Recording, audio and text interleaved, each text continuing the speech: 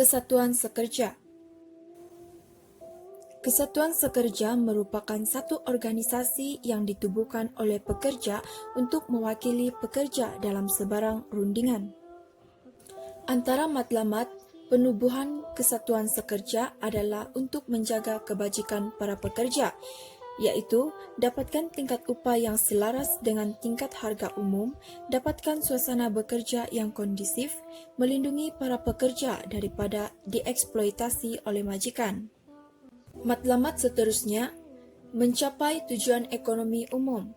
Kesatuan Sekerja, pihak majikan dan pihak kerajaan bersama-sama berunding bagi mencapai matlamat ekonomi seperti tingkat guna tenaga penuh, mengurangkan pengangguran, mengatasi masalah inflasi dan deflasi, menggalakkan pertumbuhan ekonomi dan menstabilkan ekonomi.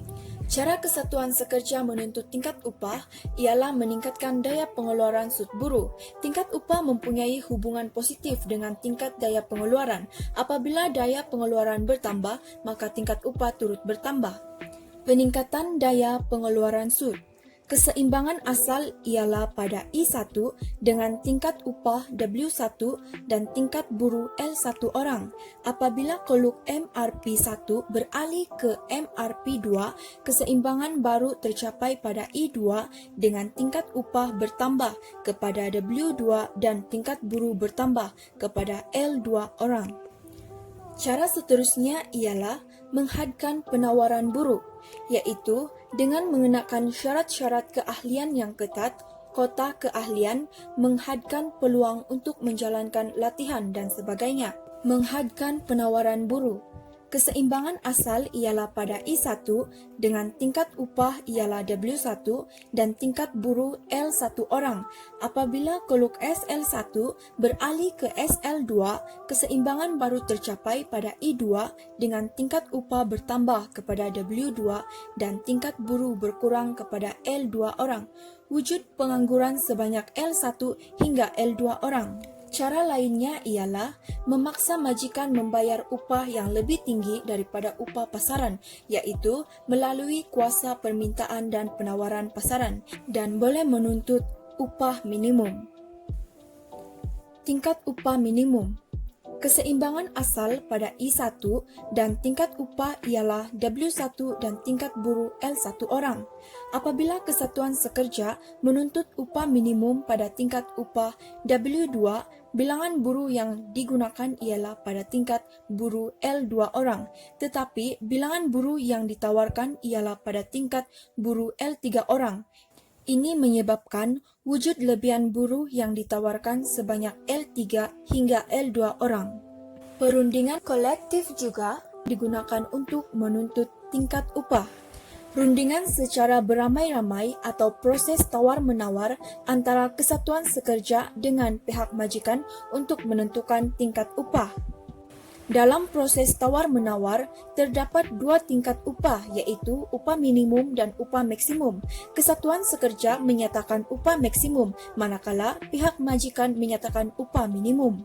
Kesatuan Sekerja cuba menuntut tingkat upah yang paling tinggi, manakala pihak majikan cuba mengenakan tingkat upah yang paling minimum. Tingkat upah yang dipersetujui bergantung kepada kekuatan tawar-menawar. Jika tidak mencapai persetujuan, maka wujud mogok, barisan berpiket, pemulauan, dan melambatkan kerja oleh pihak pekerja. Sekiranya berlaku pertengkaran, penyelesaian boleh diambil melalui perdamaian.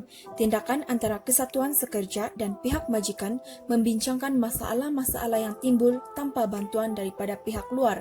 Dalam hal ini, kedua-dua pihak harus bersifat terbuka.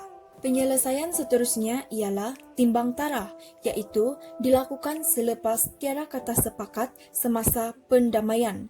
Terdapat dua jenis timbang tarah, iaitu timbang tarah sukarela dan timbang tarah palsu atau wajib.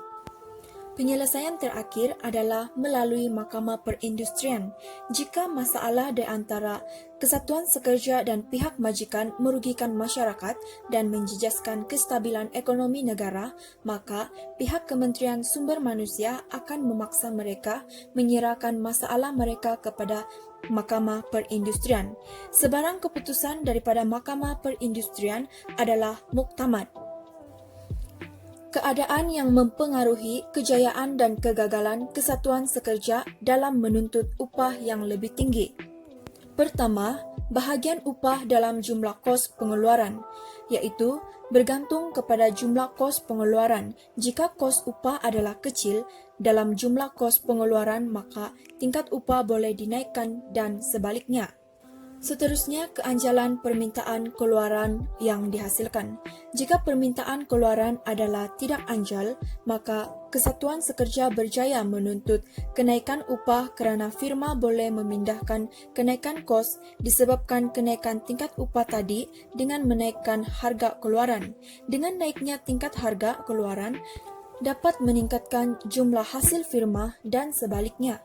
Bilangan pekerja yang menganggotai kesatuan sekerja.